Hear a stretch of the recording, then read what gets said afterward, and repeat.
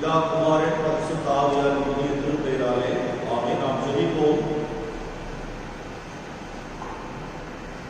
எல்லா நன்மைகளுக்கும் எல்லா ஆசீர்வாதங்களுக்கும் முற்றும் காரணமாயிருக்கிறவரே, 7 திருச்சபைகளுக்கும் வெளிப்படுத்தல் புத்தகத்திலே நீர் அடையாளம் ஏற்படுத்துகிறீர். இது கருப்புள்ள பட்டயத்தை ஆண்டவர் கொண்டு வருவார் என்று சொல்லி ஒரு திருச்சபைக்கு சொல்லுகிறேன். இன்றைக்கு உலகெங்கும் கொள்ளை நோயின் அச்சத்திலே மக்கள் சிதைந்து கொண்டிருக்கிறார்கள். கூட்டம் கூட்டமாக மறிக்கின்றார்கள். பிரேசில் நாட்டிலே பிணங்களை புதைப்பதற்கு இடம் இல்லாமல் எல்லா பிணங்களையும் ஒரே குழியிலே தள்ளி அடக்கம் செய்கிற ஒரு சூழல். நாடெங்கும் மரண உலகங்கள். இதன் மத்தியிலே நீங்களுடைய கிருபையை எங்களுக்கு கொடுத்து உங்களுடைய பிள்ளைகளாக நீங்கள் வாழ செய்திருக்கிறீர்கள். கோழி தன் குஞ்சுகளை இலக்குள்ளாக சேர்ப்பது போல எங்களையும் இறகுக்குள்ளாக சேர்த்து காப்பாற்றுகிறோம். இந்த வாரத்துடைய முதல் நாளுக்காக நன்றி ஆண்டவரே. இந்த கொரோனா கொள்ளை நோய் இல்லை என்று சொன்னால் இந்த வாரம் கல்வியின் வாரமாக திருச்சபையிலே நினைவு கூர்ந்திருப்போம். அதே நேரத்திலே ஜூன் மாதம் 3ஆம் தேதி சுற்றுச்சூழல் திருநாள். அகில உலகமெல்லாம் கொண்டாடுகிற ஒரு திருநாள். கிட்டத்தட்ட சுற்றுச்சூழல் 40% அது புண்பட்டிருப்பதாக அகில உலக சுற்றுச்சூழல் நிறுவனம் சொல்லுகிறது. ஆனால் இந்த கொரோனா நோயினால் அது சுகமாக இருக்கிறது சொல்லி அந்த வல்லுநர் சொல்லுகிறார். ஆதியாகமம் 15ஆம் வசனத்தில் சொல்லுகிறேன், மனிதனை ஏதேன் தோட்டத்தில் கொண்டு வந்து அதை பண்படுத்தும் முன் பாதுகாப்பு எங்களுக்கு நீ கொடுத்தேன். அந்த பொறுப்பில் இருக்கும் மனிதன் தவறியதால் நானும் இந்த கொள்ளை நோயினால் நான் சிக்கி தவிக்கிறேன். இதன் மத்தியிலும் உங்களுடைய கிருபை கொண்டு நீரை காப்பாற்றி அந்த உன்னதமான ஆசீர்வாதத்துக்காக நன்றி ஆகிறேன். இந்த வாரம் நாங்கள் கொண்டாடுகிற தினம் கிறிஸ்துவ கடவுளை கொண்டாடுகிறோம். படைப்பாளராக, இரட்சகராக, எங்கள் வாழ்வில் எப்போதும் செயல்படுகிற தூய ஆவியாராக இருக்கின்ற உண்மை நாங்கள் இந்த வாரம் நாங்கள் கொண்டாடப் போகிறோம். இந்த வழிபாட்டினை ஆசீர்வதியும். நாங்கள் பெருமையாக நாங்கள் இல்லாமல் தூய ஆவியானவே நாங்கள் சுமக்கர்களாக எங்களை மாற்றும் இந்த வழிபாட்டில் இயேசு கிறிஸ்துவின் வழியாக வேண்டுகிறோம் தந்தையே. ஆமென். இந்த திருவழிபாட்டுக்கு துவக்கமாக நாம் எல்லாரும் சேர்த்து கடவுளுக்கு மகிமை உண்டாக பாமாலை 22 பாடலும் பாமாலை 22.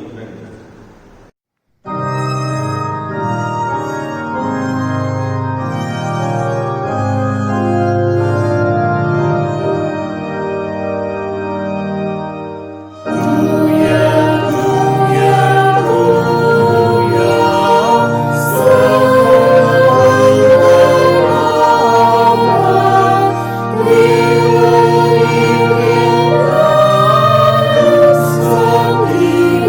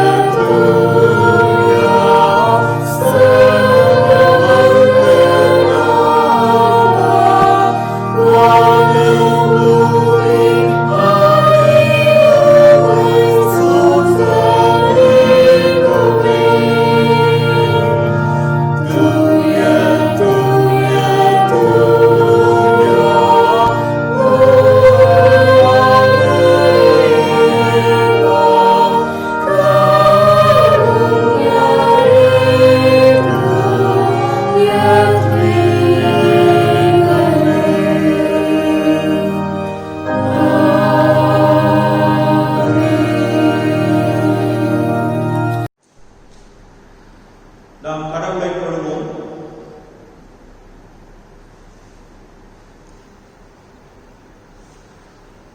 இது ஆண்டவர் உண்டு பண்ணின நாள். இதில் நாம் களிப்போடு மகிழ வேண்டும்.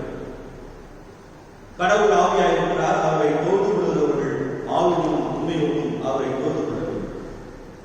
நம்முடைய பிதாவாகிய கடவுளாகவும் கர்த்தராகிய இயேசு கிறிஸ்துவினாலும் உங்களுக்கு கிருபையும் சமாதானமும் உண்டாவதாக.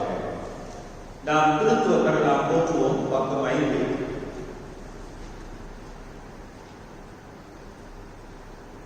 சேனைகளின் கடவுளாகிய கர்த்தரே, நீர் பரிசுத்தர், பரிசுத்தர், பரிசுத்தர்.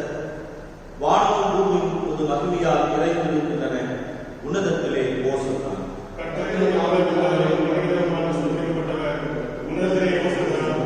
கடவுளே, நீர் பரிசுத்தர். சர்வ வல்லமை உள்ளவரே, நீர் பரிசுத்தர். சாவாமை உடையவரே, நீர் பரிசுத்தர். ஆண்டவரே, எங்களுக்காக சிலுவையில் அறைந்த எங்கள் மீட்பரே, எங்கள் மேல் கிருபையாயிரும். பரிசுத்த ஆவியாகிய ஆண்டவரே, எங்கள் மேல் கிருபையாயிரும்.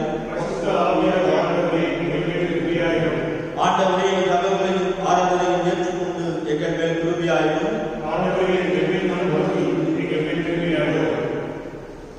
நமக்கு பாவம் இல்லை என்று சொல்லுமானால் நம்மை நாம் ஏமாற்றிக் கொள்வோம். நமக்குள் உண்மை இல்லை. நமது பாவங்களை அறிவித்தால் பாவங்களை நமக்கு மன்னித்து எவ்வித அநீதமும் நீங்கி நம்மை சுத்திகரிக்கப்படுவதற்கும் அவர் நம்பத்தக்க ஒரு நீதியும் உள்ளவர். கடவுள் ராஜ்யம் சமீபத்திருக்கிறது. மனம் திரும்பி நற்செய்தியில் நம்பிக்கை வையுங்கள். சர்வ வல்லமுள்ள கடவுளால் நம்முடைய பாவங்களை மனத்தாழ்மையாக நாம் அறிக்கை செய்வோமாக. முதலாம் பாவனைக்கு நாம் சேர்ந்து இருப்போம். சர்வ வல்லமையும் இறக்கமிடப்படாமே தப்பி போல ஆடுகளைப் போல நம்முடைய வழிவை அழைத்து போனோம். எங்கள் இதயத்தின் யோசனைகளுக்கும் திருப்பங்களுக்கும் மிகவும் இழந்தோம். பரிசுத்த கண்ணுக்கு செய்தோம். செய்ய கடவுளை செய்யாமல் செய்ய தவறாக செய்துள்ளோம். எங்களுக்கு உண்மை இல்லை. ஆனாலும் ஆண்டவரே, ஆண்டுகளாக இயேசுமாய் மனித கலைச்சலை வாக்கும்படியே எதிர்பார்த்துள்ள தப்பில் அறிக்கையுமே முழுமையாய் பாவங்களை சீர்படுத்தும்.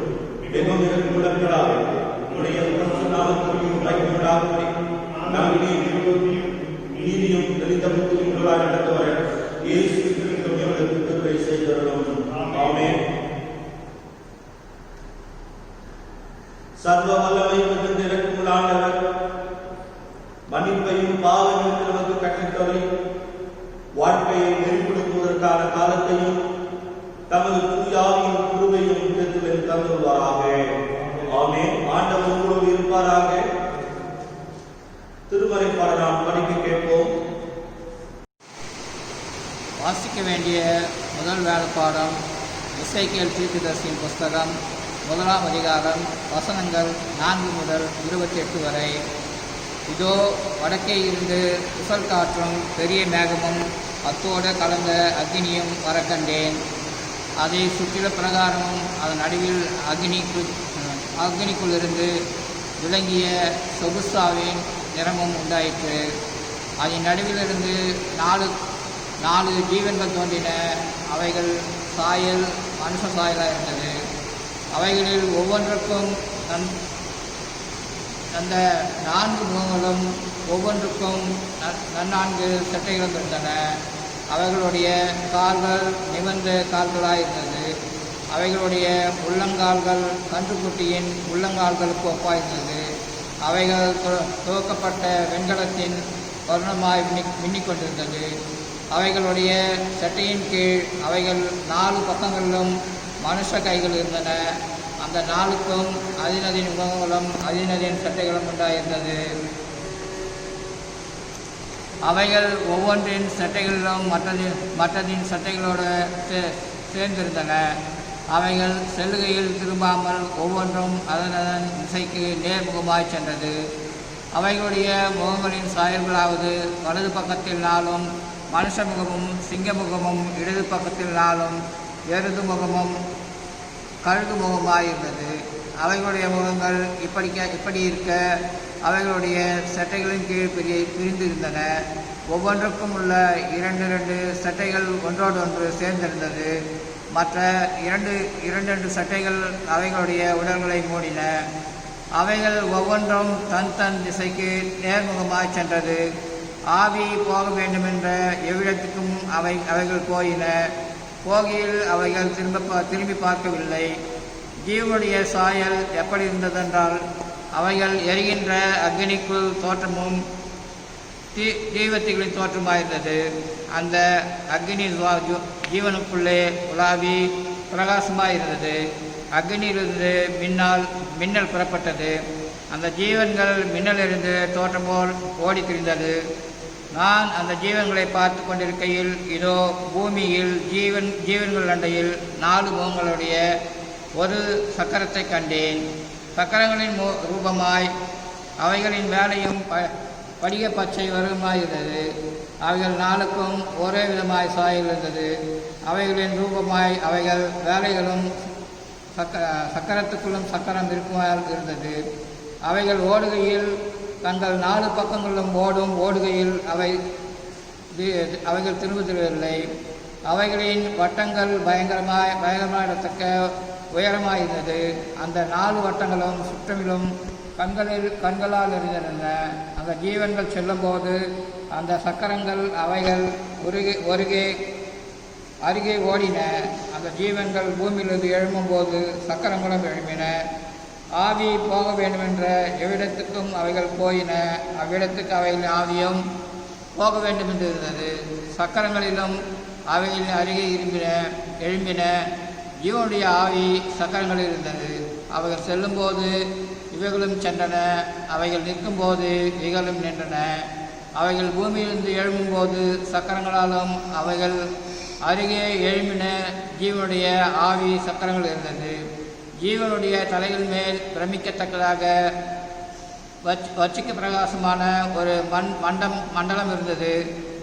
அவைகளுடைய தலைகள் மேல் உயர விரும்பியிருந்தது.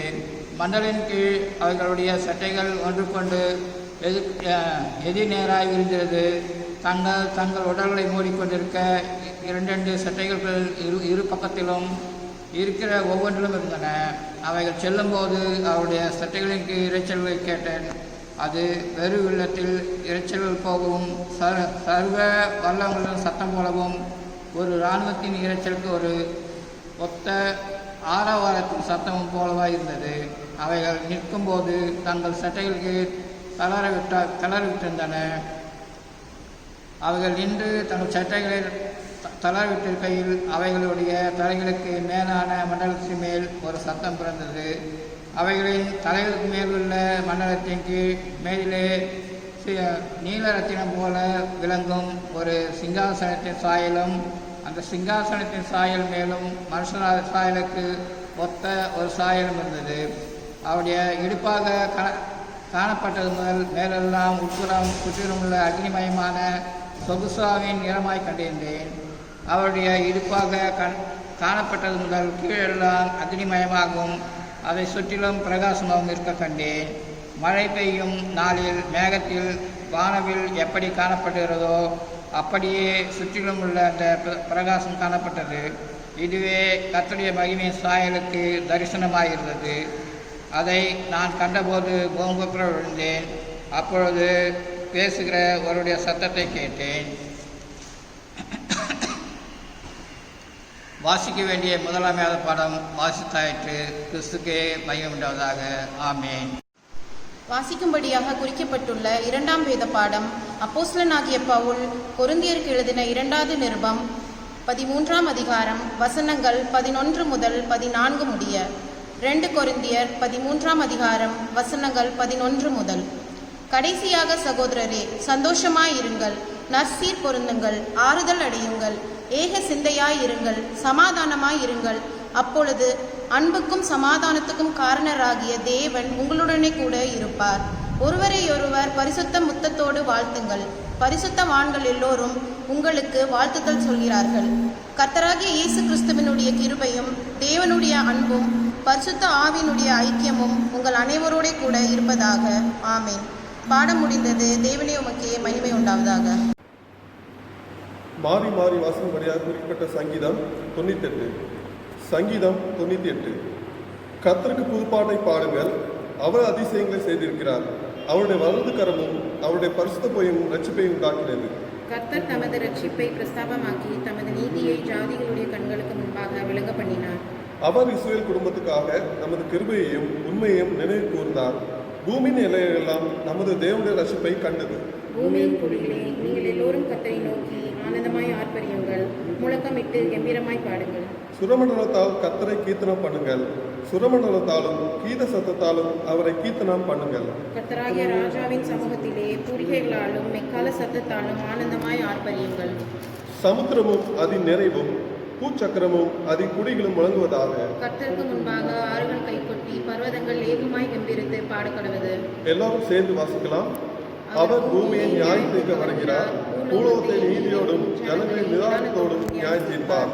பிதாவுக்கும் குமாருக்கும் பரிசுத்தாவிக்கும் மகிமை உண்டாவதாக. ஆதியிலும் இப்பொழுதும் எப்பொழுதும் உள்ள சதா காலங்களிலும் மகிமை உண்டாவதாக. இந்த நாளுக்கான நற்செய்தி பகுதி மத்தேயு எழுதின நற்செய்தி நூல் 28ஆம் அதிகாரம் தன்னுடைய வசனங்கள் 16 முதல் 20 முடியும். வாசிக்கும்படியாக தெரிந்து கொள்ளப்பட்ட சுவிசேஷ பாடம் மத்தேயு 28ஆம் அதிகாரம் வசனங்கள் 16 முதல் 20 வரை. 11 சீஷர்களும் கலிலேயாவிலே இயேசு தங்களுக்கு குறித்திருந்த மலைக்கு போனார்கள். அங்கே அவர்கள் அவரை கண்டு பணிந்து கொண்டார்கள். சிலரோ சந்தேகப்பட்டார்கள். அப்பொழுது இயேசு சமீபத்தில் வந்து அவர்களை நோக்கி, வானத்திலும் பூமியிலும் சகல அதிகாரமும் எனக்கு கொடுக்கப்பட்டிருக்கிறது. ஆகையால் நீங்கள் புறப்பட்டு போய் சகல ஜாதிகளையும் சீஷராக்கி பிதா, குமாரன், பரிசுத்த ஆவியின் நாமத்திலே அவர்களுக்கு ஞானஸ்தானம் கொடுத்து, நான் உங்களுக்கு கட்டளையிட்ட யாவையும் அவர்கள் கைக்கொள்ளும்படி அவர்களுக்கு உபதேசம் பண்ணுங்கள். இதோ உலகத்தின் முடிவு பரியந்தம் சகல நாட்களிலும் நான் உங்களுடனே கூட இருக்கிறேன் என்றார். ஆமென். வாசிக்கும்படியாக தெரிந்து கொள்ளப்பட்ட சுவிசேஷ பாடம் வாசித்து கிறிஸ்துவே உமக்கு மகிமை உண்டாகிறார். மீண்டுமாக திருத்துவ கடவுளுக்கு மாட்சி உண்டாக கீர்த்தனையிலே 5ஆம் பாடலை பாடுவோம். கீர்த்தனை 5.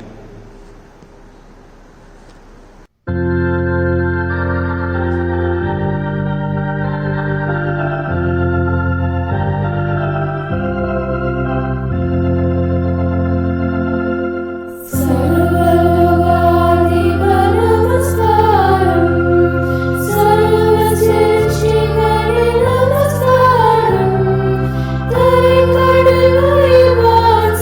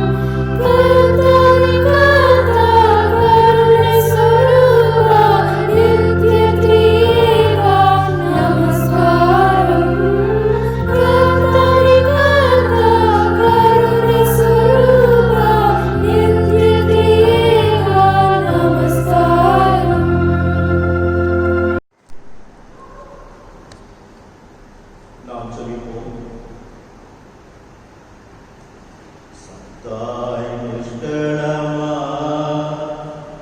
ஒரு சாமியம் நிலதா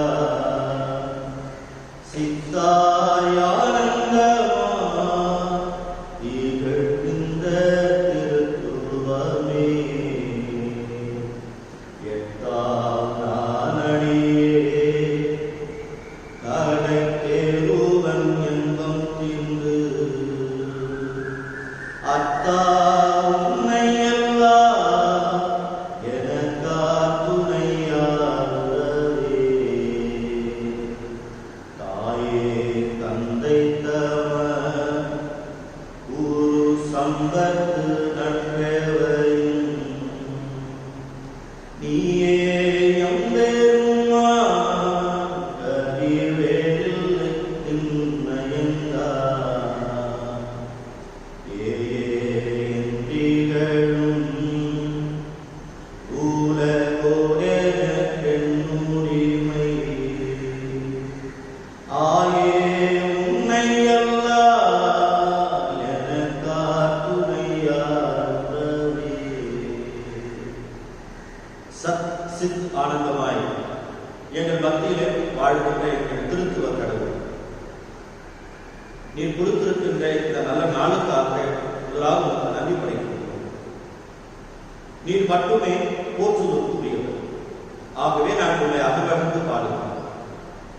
சங்கீத தன்மை அழகாக சொல்லுகிறார், பூமி குடிகளே கர்த்தரை கம்பீரமாக பாடுங்கள் சொல்லி. ஆக அவர் மனுக்குலத்தை விட்டு இயற்கை அடைக்கிறார் பாடுவதற்காக. ஆண்டவரே நாங்கள் சிந்திக்க போகின்ற இறை வார்த்தைக்காக உங்களுக்கு நன்றி படைக்கிறோம். இந்த வார்த்தைகள் என்னுடைய வார்த்தைகள் அல்ல, என்னுடைய வார்த்தைகள் இரு கருப்புள்ள பட்டயம் நிறைந்த வார்த்தைகள். சிந்திப்பதற்கான ஞானம் அறிவு வேகத்தை இருக்கிறார். புரிந்து கொள்வதற்கான இந்த ஞானத்தை இந்த அடையாளத்தை கொடுத்து நம்ம சொல்லிக்கிறோம். ஆண்டவரே இந்த வார்த்தை கேட்பதற்கு என்னுடைய செவிகளை போதும் திறந்திருக்கிறார். அது மெல்லிய சத்தமாக இல்லையாவுக்கு சொன்னது. ஒருவேளை அது மோசைக்கு உச்சவில் எரிகிட்ட அக்னியாக இருக்கலாம். ஆகவே நாங்கள் புரிந்து கொள்வதற்கான ஞானத்தை கொடுத்தார். ஆண்டவர் இயேசு கிறிஸ்துவின் வழியாக கொண்டாடுகிறார். அன்புக்குரியவர்கள் யாவரையும் ஆண்டவர் இயேசு கிறிஸ்துவின் ஈடிணையற்ற இணைய திருப்பெயராலே பார்த்து நான் வரவேற்கின்றேன். இந்த குருசை இந்த நம்முடைய தூய யோவான் ஆலயத்திற்கு பேராயத்தால் அனுப்பப்பட்டிருக்கின்ற ஆயராக முதல் வார்த்தை அவருடைய பகிர்ந்து கொள்ளப்பட்ட எல்லாம் உள்ள கடவுளுக்கு திருத்துவ கடவுளுக்கு அவருடைய மகனாக இயேசு கிறிஸ்துவுக்கும் நாம் எப்போதும் அக்னியாய் நடத்துகின்ற தூய ஆவியானவருக்கு நான் நன்றி படைக்கின்றேன். யாவரையும் மீண்டுமாக திருத்துவ கடவுளின் சார்பிலே குறிப்பாக திருவஞ்சேரி திருச்சபையாருக்கும் நம்முடைய மாடமாக்கும் திருச்சபையாருக்கும் மீண்டுமாக என்னுடைய நன்றி பாட்டு நான் தெரிவித்துள்ளேன். சென்ற வாரம் நாம் பரிசுத்த ஆவியினுடைய அருட்பொழி பற்றி நாம் பார்த்தோம். தூய ஆவியாரின் வருகை. இந்த வாரம் திருமறையில் காண கிடக்கின்ற இந்த திருத்துவ கடவுள் நாம் எப்படி நாம் புரிந்து கொள்வது? ஏதோ நாம் திருமறை மட்டும் நாம் திருத்துவத்தை பார்க்க முடியாது. நம்முடைய நாகரிகத்திலேயே திருத்துவம் இருக்கிறது. வைணவர்கள், சைவர்கள், குறிப்பாக நம்முடைய கீர்த்தனைகளை எழுதும் எல்லோருமே சைவர்கள். ஆண்டவரை ஏற்றுக்கொண்ட சைவ மதம். முதல் பாடல் நம்முடைய கீர்த்தனை இருக்கிறது. கிருஷ்ணபிள்ளை இயற்றிய பாடலிலே சத் சித் ஆனந்தம் என்று அவர் குறிப்பிடுகிறார். சத் என்று சொன்னால் ஆற்றல், பவர், ஸ்ட்ரென்த். இரண்டாவதாக சித் என்று சொன்னால் அறிவு, தூய ஆவியானவர். இந்த திருத்துவ கடவுள் ஒருவராக இருக்கிறார். இயேசு கிறிஸ்து இந்த திருத்துவத்தில் ஒருவராக இருக்கிறார். ஆகவே கிறிஸ்துவை திருமறை எப்படி அறிமுகப்படுத்துகிறது என்று சொன்னால் ஞானம் நிறைந்தவர். அவர் ஞானத்திலும் அறிவிலும் என்று சொல்லி லூக்கா 2ஆம் அத்தியாயத்தை நாம் படிக்கிறோம். ஆகவே இங்கே குறிப்பிடுகின்ற சித் என்ற சொல் அறிவை பற்றி பேசுவது. அந்த அறிவு யார் என்று சொன்னால், அந்த ஞானம் யார் என்று சொன்னால் நமது ஆண்டவர் ஆகிய சொன்னார். அதே போல ஆனந்தம் என்று அவர் குறிப்பிடுகிறார். கிருஷ்ணபிள்ளை அந்த ஆனந்தம் என்று சொல்வது பரிசுத்த ஆவியானவரை குறிக்கிற அடையாளம். நாம் ரோமன் மடலில் நாம் பார்க்கலாம். 4:17 நீதியும் சமாதானமும் பரிசுத்த ஆவியார் தருகிற மகிழ்ச்சியை தான் பரவராட்டம் விண்ணரசு இறையரசு என்று நாம் அங்கே பார்த்தோம். அது குசிக்கும் குடிக்கும். ஆகவே இறையரசுக்குள் பரலோக ராஜ்யத்திற்குள் இருக்கின்ற ஒரு முக்கியமான நிகழ்ச்சி, மகிழ்ச்சி. அந்த மகிழ்ச்சி யாருன்னு சொன்னால் தூய ஆவியானவர். ஆகவே அவர் பாடுகிற இந்த பாடலிலேயே சத் சித் ஆனந்தம் என்ற சொல்ல குறிப்பிடுகிறார். அது மட்டுமல்ல, ஆண்டவரை அத்தா என்று அழைக்கிறார். இரண்டாவதாக இரண்டாம் கவியை நாம் பார்த்தோம், அம்மான் என்று அழைக்கின்றார். நமக்கு தன்னுடைய பாடல்களுக்கு அம்மான் சொன்னால் மாமா. அதுக்கு அடுத்து சொல்லுகிறார் மூன்றாம் சந்த அரசே, அரசராக அங்கே குறிப்பிட்டிருக்கிறார். நான்காவது ஆயே, அம்மா அம்மா என்று அழைக்கிறார். ஆயே என்று சொன்னால் தாய் என்று அழைக்கின்றார். இங்கே அப்பா, கடைசி சந்தத்திலே அப்பா என்று அழைக்கிறார். நாம் நம்முடைய வழக்கிலே இயேசுவை அப்பா என்று அழைக்கிறோம். இயேசுவை அப்பா என்று அழைக்க சொல்லி திருமறையில் நாம் அழைக்கிறோம். ஆகவே கடவுள் நம்முடைய அனுபவத்தில் வெளிப்படுகின்றார். எப்படி இந்த கீர்த்தனை எழுதிய எல்லோருக்கும் தாங்கள் இருந்த சமயத்திலேயே, சைவ சமயத்திலேயே திருத்துவம் இருந்தது. அதை கொண்டு வந்து திருமறையில் படைக்கின்ற திருத்துவத்தோடு அவர்கள் இணைக்கின்றார்கள். ஆகவே தான் அவர் பாடுகிற போது சத் சித் ஆனந்தம், தந்தை மகன் தூய ஆவி என்று அழைக்கிறார். பிதா குமாரன் பரிசுத்த ஆவி என்று சொல்லி. ஆகவே அன்புக்குரியவர்களே, ஆதி திருச்சபை நமக்கு கற்றுக் கொடுத்திருக்கின்ற ஒரு பெரிய பாடம் திருத்துவம். அதைத்தான் மத்திய 28ஆம் அத்தியாயம் வாசகங்கள் 16 முதல் 20 வரை உள்ள பகுதியிலே, நீங்கள் போய் எல்லா மக்களையும் சீடராக்கி பிதா குமாரன் பரிசுத்த ஆவியின் திருப்பெயராக ஞானஸ்நானம் கொடுங்கள் என்று அவர் அனுப்பியிருக்கிறார். நம்முடைய திருமறையில் 3, 7, 40, 50 முக்கியமான சொற்களாக இருக்கிறது. குறிப்பாக 3 என்ற சொல் நம்முடைய திருமறையில் முக்கியம் பெறுகிறது. குறிப்பாக ஆதியாகமம் 6:10 வாசகத்திலே ஷெம் கெம் ஜாபேத், செம் காம் யப்பேத் என்று சொல்லப்படுகிற 3 மகன்கள் நோவாவுக்கு இருக்கிறார்கள். ஒருவேளை நாம் இந்த வாரத்தில் நாம் தொலைக்காட்சியில் பார்த்திருக்கலாம். இந்தியாவிலே மதக்கலவரத்தை தூண்டி ஆட்சிக்கு வருவது, அமெரிக்காவிலே ட்ரம்ப் ஏற்படுத்துவது இனக்கலவரத்தை உருவாக்கி ஆட்சியை கொடுப்பது. அங்கேயும் தேர்தல், இங்கேயும் தேர்தல். ஆகவே இங்கே பார்த்தோம் என்று சொன்னால், இந்த ஷெம் கம் ஜாபேத் என்ற அந்த சொல்லிலேயே அவருக்கு பெயர், அந்த காம் என்ற சொல்லுக்கு பிளாக், கருப்பு என்பது பொருள். ஜாபேத் அதாவது அவர் வெள்ளை என்பது பொருள். வெள்ளை என்பது கருப்பன், அடிமை என்கின்ற அந்த நிலையில் தான் யூதர்கள் அமெரிக்காவிலே ஜார்ஜ் என்று சொல்லப்படுகிற அருமையான மகனை கொன்று இன்றைக்கு அவர்கள் அங்கே ஆட்சி நடத்துகிறார்கள். வரலாற்றிலேயே இல்லை. வெள்ளை மாளிகைக்குள்ளாக மக்கள் உள்ளே புகுந்து துரத்துகிறார்கள். அவர் சுரங்க வழியில் ஓடுகிறார்கள். திருமறையிலே ஒருபோதும் பிரிவினை கிடையாது. ஆகவே அன்புக்குரியவர்களே, இங்கே ஒரே தந்தையின் மகனாக இவர் குறிப்பிடுகிறார். இரண்டாவதாக அதே நோவாவை கடவுள் அழைத்து 3 தளமாக அந்த கப்பலை வடிவமைக்கிறார். கீழ்த்தளம், நடுத்தளம், மேல்தளம் என்று சொல்லி.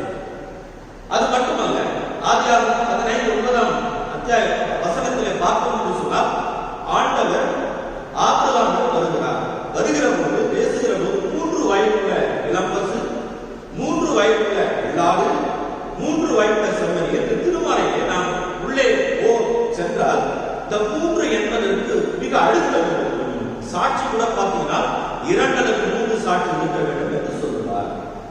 நான் கடைசியாக இதை நான் சொல்லி கடந்து செல்கிறேன். ஆதியாகமம் 12 வசனத்திலே ஆபிரகாம் கண்களை உயர்த்தி பார்க்கிறார். வயது 99. அப்போ 3 மனிதர்கள் அவர் அருகில் வருகிறார்கள்.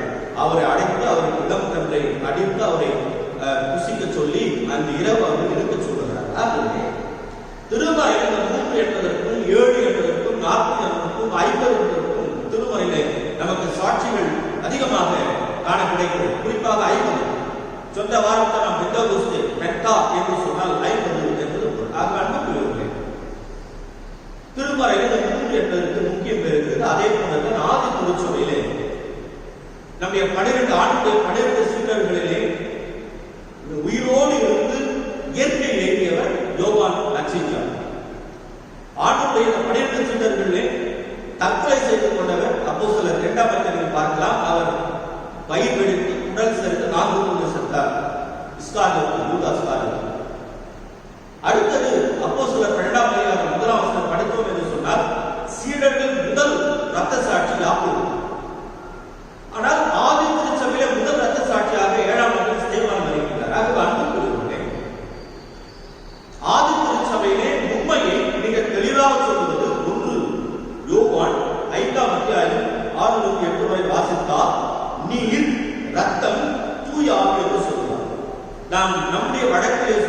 சொன்னால் தண்ணீர் படிக்கட்டியாக மாறுகிறது, அது ஆவியாகிறது. ஆனால் அது இருக்கின்ற பருப்பொருள் ஒன்றுதான் நீர். அதே போலத்தான் தந்தையும் மகனும் தூய ஆவியாரும் பிதா குமாரன் பரிசுத்த ஆவியார் ஒருவராக இருக்கிறார்கள். அவர்கள் பிரிந்து அல்ல. அவர்கள் தந்தையானவர் பிதாவானவர் இந்த உலகத்தை படைப்பதற்கு நாம் ஆதியாகமம் 1ஆம் அதிகாரம் 7ஆம் வாசகத்தை நாம் பார்த்தோம் என்று சொன்னால் பாபேல் என்று சொல்வது ஒரு கோபம். அதற்கு பெயர் கன்ஃபியூஷன். கடவுள் இந்த உலகத்தை மிக விரிவாக படைத்தார். ஆனால் மக்கள் சொல்லுகிறார் நமக்கு பேருண்டாக்கும் ஒரு கோபுரத்தை கட்டுவோம். இன்றைக்கு அபார்ட்மெண்ட்ஸ் நாம் உயர்ந்த கோபுரத்தை கட்டி நாம் நமக்கு பெயர் உண்டாக்குவோம். ஆனால் ஆபிரகாமை பார்த்து ஆண்டவர் சொல்லுகிறார் நாமும் பெயரை பெருமைப்படுத்த, நாம் நம்மை பெருமைப்படுத்த கூடாது. இங்க மக்கள் தங்களை பெருமைப்படுத்த எப்படியானால் முதலாவது சுயநலம், செல்ஃபிஷ்னஸ், இரண்டாவது பெருமை, அதாவது proud, possession, power and pride என்று சொல்வார்.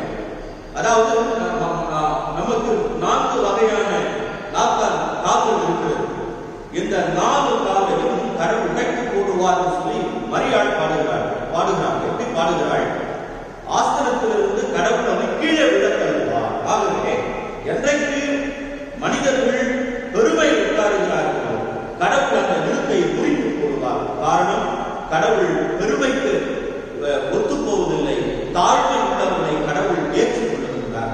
ஆக இங்கே நாம் பார்த்தோம் என்று சொன்னால் இங்கே நீர், ரத்தம், தூயாவி, நம்முடைய புரிந்து கொள்வதற்காக தண்ணீர், பனிக்கட்டி, ஆவி, இந்த மூன்றிலும் இருக்கின்ற பருப்பொருள் எது என்று சொன்னால் நீர் மட்டுமே. ஆகுதான் திருமறையிலே இந்த திருத்துவத்தை பற்றி அதிகமாக நான் ஒரு 3 குறிப்பு சொல்ல விடைபெறுகிறேன். முதலாவது குறிப்பாக God is a creator. படைப்பாளராக ஆதியாகமம் 1ஆம் வாசகத்திலே பார்ப்போம் என்று சொன்னால் எல் பாரா சமாயம் எர்த் அண்ட் எர்த் என்று சொல்வார். ஆதியிலே கடவுள் வானத்தையும் பூமியையும் படைத்தார். பாரா என்று சொல்ல கடவுள் நாம் லத்தீன் மொழியில் எக்ஸ் நெகிலிகோ என்று சொல்லும் ஒன்றும் இல்லாமல் என்று கடவுள் படைத்தார். ஆகவே இந்த தந்தையாகி கடவுளுக்கு பிதாவாகி கடவுளுடைய பணி என்னவென்று சொன்னால் படைக்கின்ற பொருளை சார்ந்தது. நாம் 2ஆம் வசனத்தை நாம் பார்த்தோம் என்று சொன்னால் தூய ஆவியானவர் நீர் திரளின் மேல் அவர் ஏற்றிருந்தார். என்ன சொல்றாரு? அவர் படைப்பாளராக இருந்தார். எப்படியா? அவர் சொன்னார் ஆழத்தின் மேல் இருள் இருக்கிறது, அந்த இருளுக்கு எதிராக வெளிச்சத்தை படைத்தார். ஜுவலிசம் என்று சொல்லுவோம் நாம் ஆங்கிலத்திலே. இருமை கோட்பாடு இருக்கிறது ஒன்று படைக்கின்றார். ஆகவே கடவுள் தந்தையாகி கடவுள் படைப்பாளராக இருந்தார். அதைத்தான் சங்கீதம் கண்ணில் அழகாக சொல்லுது. 104ஆம் சங்கீதம் 30ஆம் வாசகத்திலே நீர் உம்முடைய ஆவியால் அவைகள் படைக்கப்படுகின்றன, அவைகள் பூமியின் முகத்தை புதிதாக்குகின்றது. ஆகவே இந்த ஆதியாகமம் 2ஆம் வசனத்திலே ஒழுங்கின்மையும் வெறுமையாக உள்ளது. அதற்கு பயன்படுத்த கேயாஸ் என்று சொன்னால் பேய் என்று சொல்லலாம், இருள் என்று சொல்லலாம்.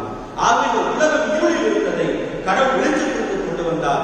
இந்த பூமியின் ஒழுங்கின்மையும் வெறுமையாக இருக்கிற போது கடவுள் இந்த பூமியும் வானத்தில் அவர் கொண்டு வருகிறார். எப்படி கொண்டு வந்தார்? ஆதியாகமம் 1ஆம் அதிகாரம் முழுவதுமாக படித்தோம் என்று சொன்னால் இந்த வானத்தையும் பூமியையும் தண்ணீர் தான் மூடி இருக்கிறது. அந்த தண்ணீரை அவர் ஒதுக்குகிறார், வானம் தெரிகிறது. கீழே இருக்கிற தண்ணீரை ஒதுக்குகிறார், உலர்ந்த கரை தெரிகிறது. இந்த ஒன்று சேர்ந்த தண்ணீருக்கு சமுத்திரம், கடல் என்ற பெயர் வைக்கிறார். கடவுள் எதை படைத்தார்? இருக்கிறது, இருக்கிறது, அதை ஒழுங்குபடுத்துகிறார். எதை படைத்தார்? வானத்தில் பகலிலே உயர்கின்ற சுடர்களையும் இரவு நேரத்திலே உயர்கின்ற சுடர்களையும் படைத்தார். ஆகவே ஆண்டவர் சொல்லுகிறார், அது படைப்பாகிறது. ஆதியாகமம் 1:1 வசனத்திலே பூமியை பார்த்து சொல்லுகிறார், உனக்கு தேவையான விதை தருகிற மரங்கள், கனி தருகிற மரங்கள், புல் பூண்டுகளை உருவாக்கி கொண்டு சொல்லுகிறார். பூமி உற்பத்தி சாலையாக மாறுகிறது. ஆண்டவர் தண்ணீரை பார்த்து சொல்லுகிறார், உனக்கு தேவையானதை உருவாக்கி கடவுள் சொல்லுகிறார், அது உருவாகுகிறது. ஆதியாகமம் 2:7 வசனத்திலே உங்களையும் என்னையும் கடவுள் அவர்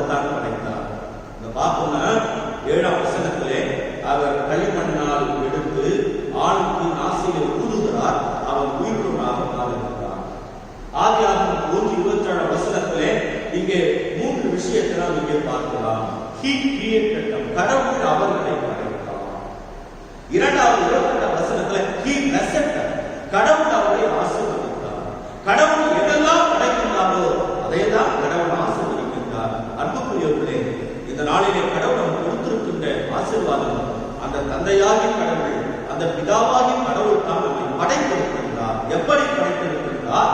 God created humankind in his image. In the image of God he created them. Male and female he created them. கடவுள் அவர்களை படைத்தார், அவருடைய சாயலாக படைத்தார், ஆண் பெண்ணுமாக படைக்கின்றார். ஆகவே அன்புக்குரியவர்களே, நம்மை கடவுள் படைத்திருக்கின்றார், தாயின் கருவிலே நம்மை படைத்திருக்கின்றார். ஆகவே கடவுள் அவரை தொழுது கொள்வதற்காக படைத்திருக்கின்றார். கடவுள் நம்மை ஏன் படைத்திருக்கிறார்? அவருக்கு ஊழியம் செய்ய அவர் படைத்திருக்கிறார். இஸ்ரவேல் மக்கள் எகிப்து தேசத்தில் இருக்கிற போது சொல்லுகிறார், இனி யெகோவா கடவுளுக்கு மட்டும் நீங்கள் ஊழியம் செய்யுங்கள். லேவியராகமம் 25 கடைசி வசனத்திலே நாம் பார்ப்போம் என்று சொன்னால், இஸ்ரவேலின் பணியாளர்கள் நீங்களும் நானும் தந்தையாக கடவுளுடைய படைப்பாக இருக்கின்றோம். ஆகவே அந்த தந்தையாக கடவுளுக்கு பணி செய்ய கடவுள் நம்மை அழைக்கின்றார். இதுல நான் 2 சொல்லி நான் பிரித்து காண்பிக்கிறேன். ஆதியாகமம் 1 வசனத்தில் பாவரா என்ற சொல் படைத்தார், he created them.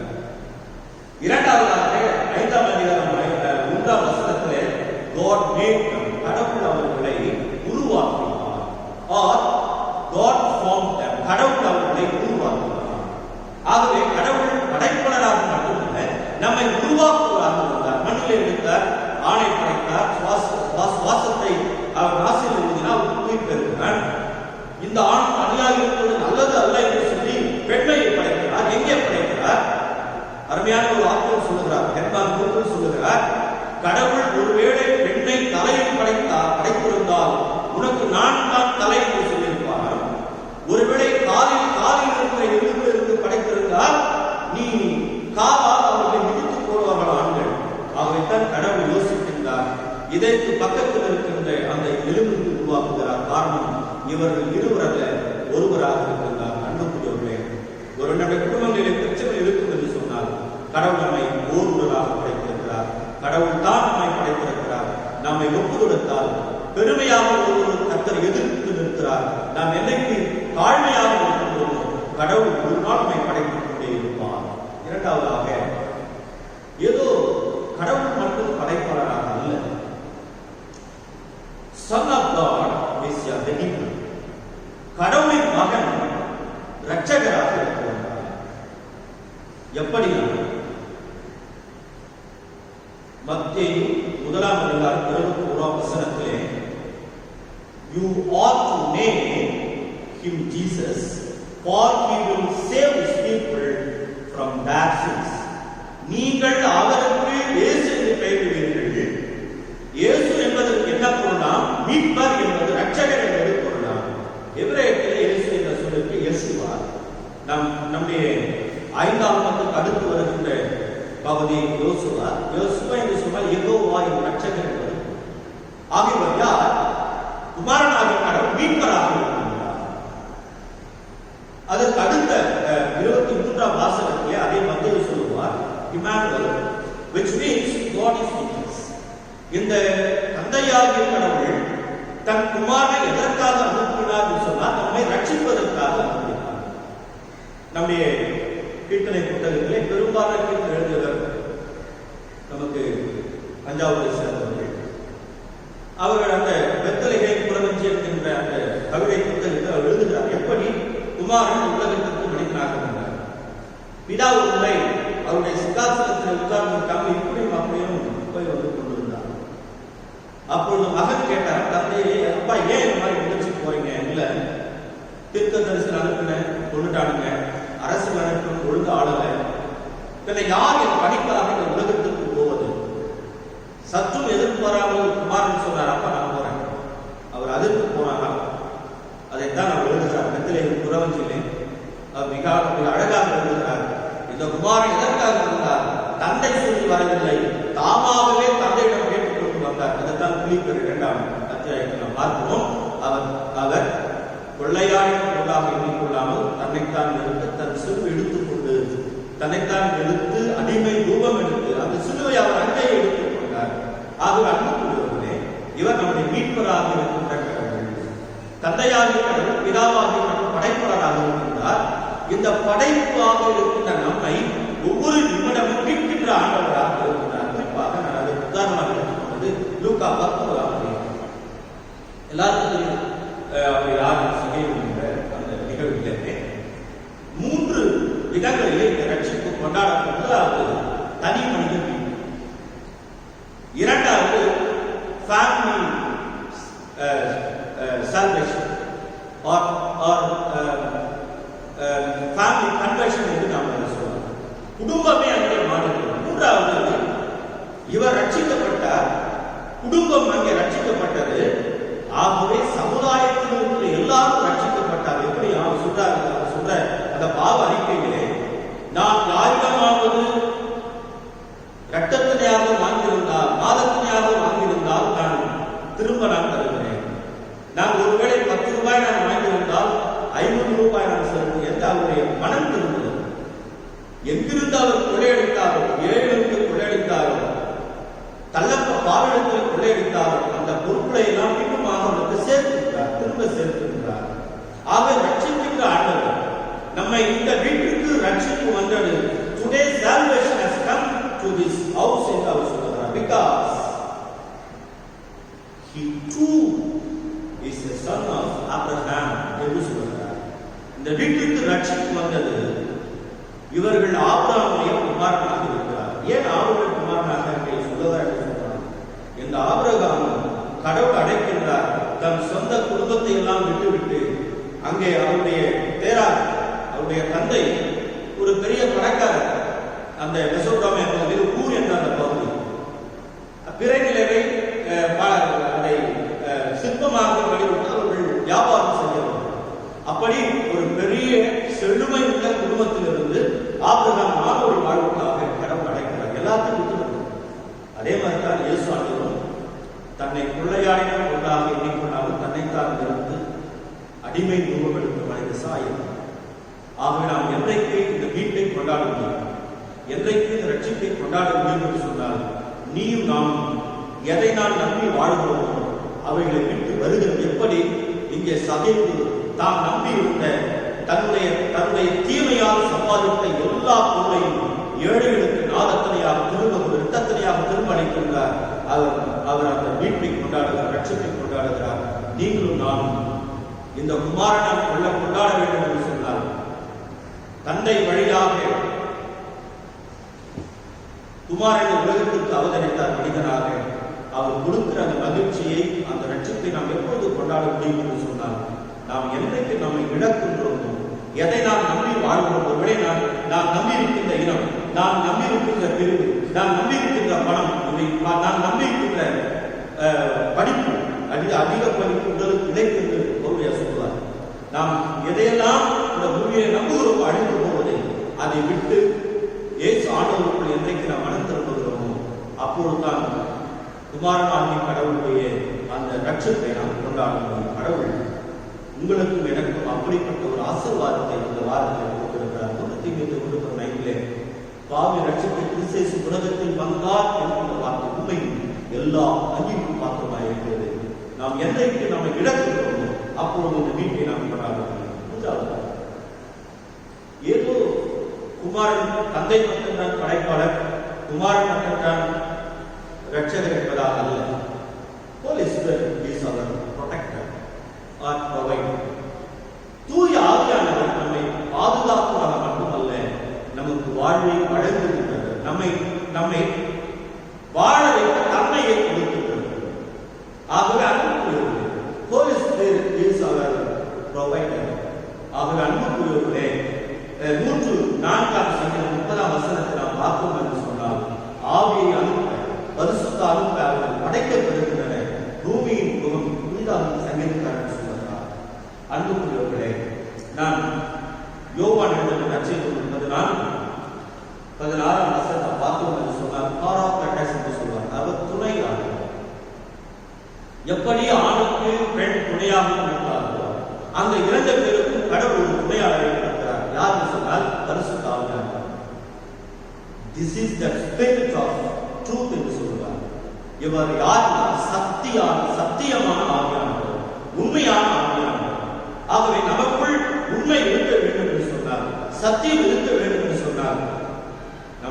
ஆண்டவராக இயேசு கிறிஸ்து நமக்கு அனுப்பிய போராட்ட துணையாளர் தான் நமக்கு உண்மையாக இருக்கின்றார். எங்க இருக்கின்றார்? அவர் நமக்குள் இருக்கிறார். எப்போது நாம் பெற்றுக்கொண்டோம்?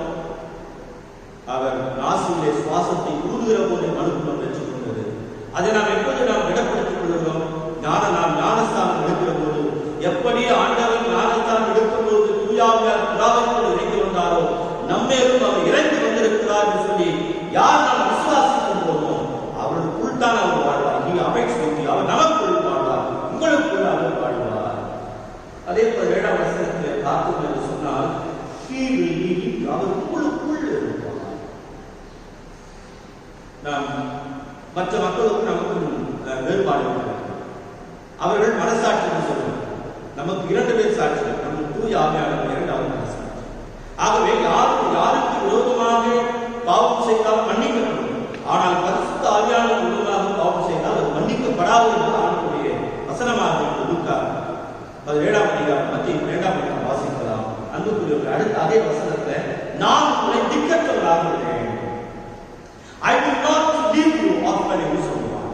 ஆகவே நாம் யாரும் இரவர் குடிகள் அல்ல.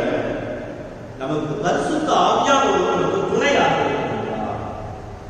ஆண்டவர் சொல்லுவார், எப்படி நீங்க சொன்னார், God is with us. நான் கடவுள் நம்மோடு இருக்கிறார், உங்களோடு இருக்கிறார். எப்படியா? I am coming to you. நான் தூய ஆவியின் வழியில நான் வருவேன். அதே 19ஆம் வசனத்தை நாம் படித்தோம் என்று சொன்னால், நான் வாழ்வேன், ஆகவே நீங்களும் வாழ்வீர்கள். I live, you also live என்று சொல்வார். ஆக நான் உண்மைக்கு உயிரோடு இருக்கிற காரணம் யார் தெரியுமா? இந்த உண்மையில் இருக்கின்ற ஒருவராகிய தூய ஆவி ஆசீர்வாதத்தால் நாம் இருக்கின்றோம். சரி, இந்த பரிசுத்த ஆவியானவர் இந்த உண்மையில் இருக்கிற பரிசுத்த ஆவி நமக்குள்ள இருக்கிறவராக மட்டுமல்ல, நமக்குள் வாழ்வராக மட்டுமல்ல, அவர் நம்மை வாழ வைப்பதாக மட்டுமல்ல. அடுத்தது ஆத்தர் சொல்கிறார், அதே 14ஆம் அதிகாரம் 24ஆம் வசனத்திலே, he will teach you everything. அனைத்தையும் உங்களுக்கு கற்றுத் தருவார். எல்லாம் எனக்கு தெரியும் என்று சொல்வது நம்முடைய விசுவாசம் அல்ல. நம்ம விசுவாசம் பரிசுத்த ஆவியானவர் கற்றுக் கொடுப்பார். 2வதாக சொல்வார், உங்களுக்கு நினைவூட்டுவார். he remind you of all என்று சொல்வார். ஒருவேளை கடவுள் நமக்கு ஞாபகசக்தி குறைவு என்று நம் நம்மை பிழைத்து இருக்கிறதே, ஒழுங்கா மதிப்பெண் எடுக்க முடியும் என்று நாம் மங்களாய்க்கலாம். என்றைக்கு நாம் பரிசுத்த ஆவியானவர் உண்மையோடு நாம் ஏற்றுக்கொள்கிறோமோ, அவர் நமக்குள் வாழ்ந்தாரோ, அவர் நமக்கு நினைவூட்டிக் கொண்டே இருப்பார். யோவான் 14:8ஆம் வசனத்திலே, பாவம், நீதி, நியாயத்தீர்ப்பை குறித்து கண்டித்து கொள்வார். Then he comes, he will prove the word about sin and righteousness and judgment. ஒருவேளை பழைய மொழிபெயர்ப்பிலே எப்படி இருக்கிறது தெரியல, ஆனால் புதிய மொழிபெயர்ப்பிலே பாவம், நீதி, நியாயத்தீர்ப்பை குறித்த தவறான புரிந்து கொள்ளுதலை இவர் கண்டித்து உணர்த்துவார். ஆகவே அன்புக்குரியவர்களே, ஏசாயா இறைவாக்கினர் 64:1ஆம் வசனத்தில் சொல்வார், நீர் வானங்களை பிளந்து கொண்டு எப்பொழுது வருவீர்? அவர் வந்தார். எப்பொழுது என்று சொன்னால், அவருடைய குமாரன் இயேசு கிறிஸ்து ஞானஸ்தானம் எடுத்திருப்பது யோர்தான் நதியிலே அவர் வானத்தை பிளந்து கொண்டு அங்கே வருகிறார். ஏதோ அவருக்காக மட்டுமல்ல, கடவுள் நம்மேலும் அவர் வந்திருக்கின்றார். அவர் சத்திய ஆவியானவர், அவர் உண்மையான ஆவியானவர். அவர் உண்மை குறித்து கண்டித்து நமக்கு பக்க பலனாக இருக்கிறவர், நமக்கு வாழ்வை கொடுக்கிறவர். ஆகவே அன்புக்குரியவர்களே, இந்த மூவரும் நாம் பிரித்து பார்க்க முடியாது. 3 பேரும் ஒரே பணியை செய்கின்றார்கள், நமக்கு வாழ்வை கொடுக்கிறார்கள். அழகானவர் சொல்வார், நானே ஜீவ அப்பம் என்று சொல்வார், நானே வாழ்விக்கின்ற உணவு என்று சொல்வார், நானே வழியும் சத்தியமும் சொல்லுவான், நானே வழி வாழ்வை வாழ்வு என்று சொல்வார். தந்தையாகிய கடவுள் படைக்கின்றார், குமரனாகிய கடவுள் நாம் தவறி போகிற போது 99 ஆடுகளை பற்றி கவலை இல்லை. அந்த ஒரு ஆட்டுக்காக கல்லிலும் புல்லிலும் போய் தேடி கொண்டு வந்து நான் என் ஆட்டை கண்டுபிடித்தேன் என்று சொல்லி என்னையும் அவர் ஒரு நாளும் தேடி கண்டுபிடித்துக் கொண்டிருக்கிறார். இந்த தூய ஆவியானவர் நாம் எங்கும் பொய்மைக்குள் நாம் போய்விடாதபடி சத்தியத்திற்குள் உண்மைக்குள் நம்மை அவர் காக்கின்றார். ஆகவே Holy Spirit is our provider. அன்புக்குரியவர்களே, நாம் 3 குறிப்பை நாம் பார்த்தோம். கடவுள் நம்மோடு கூட பேசி இருக்கின்றார். முதலாவது, God the Father is our creator. இரண்டாவதாக, Son of God is our Redeemer. கண்டிப்பாக நாம் விசுவாசிப்போம் என்று சொன்னார். நமக்குள்ள அந்த ஆழ்ந்த நம்பிக்கை இருக்கும் என்று சொன்னார். ஏதோ அந்த நம்பிக்கை ஆழ் கடலிலே விழுகின்ற வலையை போன்றது. நாம் ஏதோ கற்பாறைகள் கட்டப்பட்ட வீடாக இருக்க வேண்டும் என்ற மணல் மேல் கட்டுவோம். அந்த விசுவாசம் அப்படி இருக்கும் என்று சொன்னார். அலைகள் மோதுகிற போது, கற்கள் மோதுகிற போது உடைந்து போவோம். நாம் கற்பாறைகள் இருக்கின்றவர்களாக அழைக்கப்படுகிறோம். அந்த கற்பாறையாகிய கிறிஸ்துவ மேல் கட்டப்பட்ட வீடாக இருந்தால் அந்த வீட்டில் திறவுகள் பரிசுத்த ஆவியானவர் இருக்கும். அதைத்தான் மிக அழகாக நாம் அந்த ஆசீர்வாதத்தை நாம் பார்க்கலாம். தந்தையாகிய கடவுளின் அன்பும் ஆண்டவர் இயேசு கிறிஸ்துவின் அன்பும் தூய ஆவியாரின் ஐக்கியமும் நட்புறவும் தோழரும் நம்மோடு இன்னும் நிலைத்திருப்பதாக என்று சங்கீதக்காரன் சொல்லுவார். அன்புக்குரியவர்களே, இந்த உண்மை கடவுள் நம்ம ஒருவராக இருக்கின்றார். இன்றைக்கு அவர் தூய ஆவி வழியாக கொடுக்கப்பட்டிருக்கின்றார். நாம் என்றைக்கு தூய ஆவியாக ஏற்றுக்கொள்கிறோம், நம்ம இருக்கின்ற பாவம், நீதி பற்றிய அறிவு, நியாயத்தை பற்றிய அறிவு கடவுள் நமக்கு கண்டிப்பாக உணர்த்துவார். கடவுள் அப்படிப்பட்ட ஆசீர்வாதம் தரட்டும். நாம் அந்த பாவ வழியை விட்டு, அநீதியான வழியை விட்டு, அநீதியான நியாயத்தை விட்டு, குறுகலான வழி, அது ஜீவனுக்கு போகிற வழி, அது கிறிஸ்துவில் இருக்கிற வழி, அந்த வழியை நாம் கண்டடைவோம். அதற்கான ஆற்றலை பரிசுத்த ஆவியானவர் தருவார். ஒவ்வொரு கடவுளும் எப்போதும் நிலைத்திருப்பார்கள். ஆமென். நாம் ஜெபிப்போம். எல்லா நன்மைகளுக்கும் சில ஆசீர்வாதங்களுக்கும் மற்றும் கடமையாக இருக்கிற வார்த்தைக்காக நமக்கு நன்றி படைக்கின்றோம். உடைய வார்த்தைகள் உயிருள்ள வார்த்தைகள், உடைய வார்த்தைகள் கருத்துள்ள பட்டம் நிறைந்த வார்த்தைகள், உடைய வார்த்தைகள் உருவாக்குகிற வார்த்தைகள், உடைய வார்த்தைகள் படைக்கின்ற வார்த்தைகள், உடைய வார்த்தைகள் சுகமாக்கும் வார்த்தைகள். நன்றியாளர்களை நாங்கள் சிந்தித்தோம். தந்தையாகிய கடவுள், குமாரனாகிய கடவுள், தூய ஆவியாகிய கடவுள் எங்களை நிலைத்திருக்கிறது. அப்போது நாங்கள் விசுவாசத்தை நாம் எதிர்க்கிறோம். இன்றைக்கு இருக்கிற கொள்ளை நோயின் அச்சம் ஆண்டவரே புலம்பெயர் தொழிலாளர்களுக்காக இந்த நேரத்தில் வேண்டிக் கொள்கிறோம். ஒரு ஆயிரக்கணக்கான கிலோமீட்டர் கடந்து செல்கிறார். வழியிலே ஏற்பட்ட சாவு, குழந்தைகள் காணாமல் போயிருக்கிறார்கள். பசியின் கொடுமையிலே பெருந்தாமல் 29 பேர் அந்த கிணற்றிலே விழுந்து இறந்து போனார்கள். இன்றைக்கு பாதிக்கப்பட்டிருக்கிற சிறு விவசாயிகள், குறு விவசாயிகள், நம்முடைய தெரு ஓரத்தில் இருக்கின்ற வியாபாரிகள், ஒருங்கிணைக்கப்படாத தொழிலாளர்கள், சலவை தொழிலாளர்கள் பாதிக்கப்பட்டிருக்கிறார்கள். ஆண்டவரே, நீங்கள் எப்போதுமே பாவி ரட்சிப்பது காணொலிக்கப்பட்ட ஆளுநரை தேடி வருகிறது. காணாமல் போன காசை தேடி கண்டுபிடிக்கிறது. காணாமல் போன ஆட்டை தேடி கண்டுபிடித்து மகிழ்த்தவர்கள், காணாமல் போன மகனை மீண்டுமாக இழுத்து அழைத்தவர்கள், இப்படி காணொலிக்கப்பட்ட நம்முடைய பிள்ளைகள் அதிகம் இருக்கிறார்கள். இந்த தொழுவத்தில் இல்லாத ஆளுகள் புலம்பெயர் தொழிலாளர் நடந்து கொண்டிருக்கிறார். இஸ்ரேல் மக்களுக்கு எப்படி பகல் நேரத்தில் வேகமாக, உழவு நேரத்தில் அக்கினியாக இருக்கிறோம், அதே வாழ்வை மக்களுக்கு தர நாம் சொல்லிக்கிறோம். இந்த அரசு மக்களுக்கு ஏற்ற அரசாக இருக்கிறோம். காரணம், இந்த ராட்சியம் தருவதாக விசித்தம் பரலோகத்தில் செய்வது போல உண்மையில் செய்யப்படுவதாக கற்றுக் கொடுத்திருக்கிறேன். அந்த ஜபத்துக்கு ஏற்றவாறு திருச்சபையும் திருச்சபை அங்கத்தினரும் திருச்சபை தலைவரும் நடக்கிறார். எங்கள் காற்று கொடுக்கிறோம். எங்கள் செவிகள் திறந்ததற்காக இயேசு கிறிஸ்துவின் வழியாக நடுவோம் தந்தையே. ஆமென்.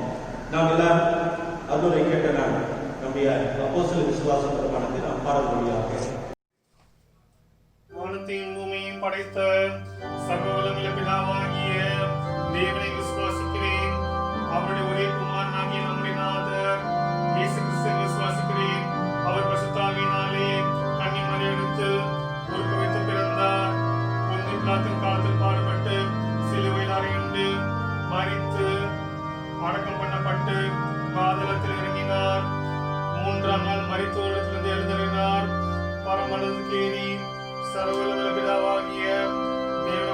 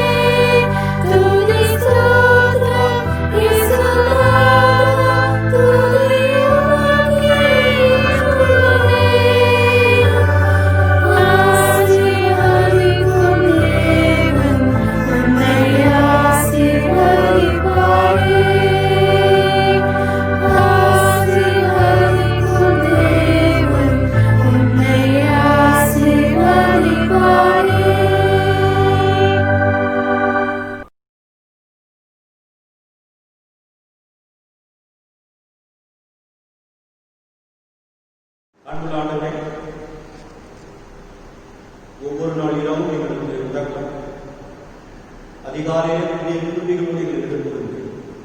சங்கீதக்காரர் சொல்கிறார், நிலாவே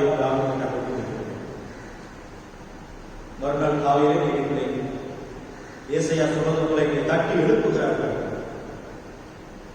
இதுக்கு காரணம் ஆண்டவரே, இந்த வாரத்திலே நம்முடைய பிறந்த நாளை கொண்டாடுவோம் கேட்கிறேன், திருமண நாளை கொண்டாடுவோம் கேட்கிறேன். நீர் எதற்காக உடைய பிள்ளைகளை இந்த உலகத்திற்கு கொண்டு வந்தீரோ உடைய பிள்ளை வழியாக நிறைவேற்றி உடைய ராஜ்யம் வருவதாக விசுத்தம் பரலோகத்திலே செய்வது போல பூமியில் செய்யப்படுவதாக கற்றுக் கொடுத்த அந்த ஊழியத்துக்காக குடும்பமாக தனி ஒருவராக படைக்கிறார்கள்.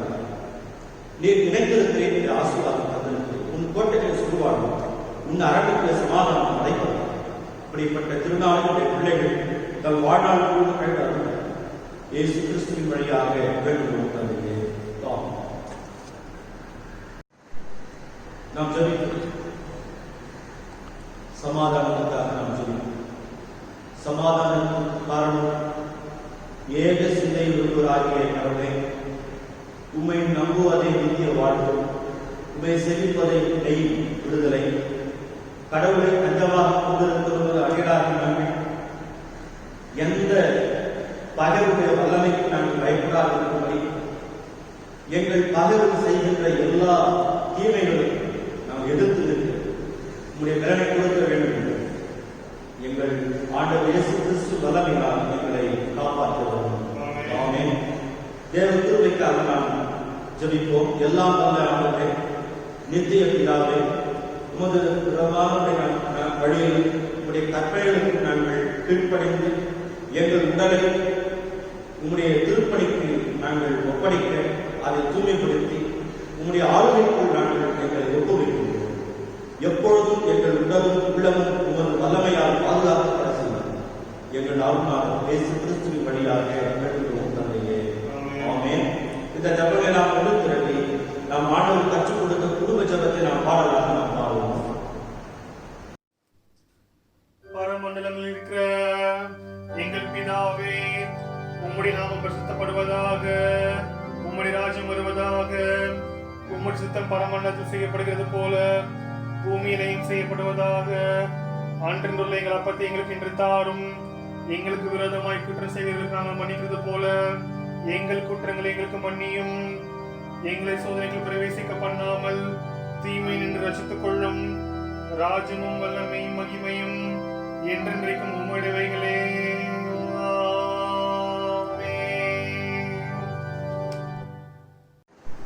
நாம் இறையாசை பெற்றுக்கொள்வோம். கர்த்தருடைய ஆசீர்வாதத்தை காக்கப்படுது. கர்த்தருடைய துன்பமாக்கி கொண்டையாகிறது. கர்த்தருடைய துன்பத்தை உங்கள் மீது வாசிக்க பண்ணி என்றும் என்றும் சமாதானம் கிடைக்கிறது. தந்தையாகி கடவுள், குமாரனாகி கடவுள், பரிசுத்த ஆவியாகி கடவுள் உங்களை ஆசீர்வதித்து பலப்படுத்தி பராமரித்து பாதுகாப்பாக. ஆமென்.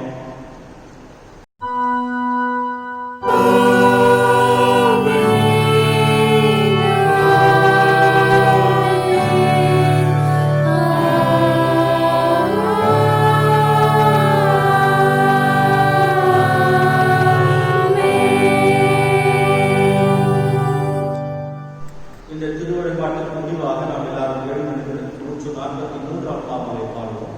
பாமாலை 143.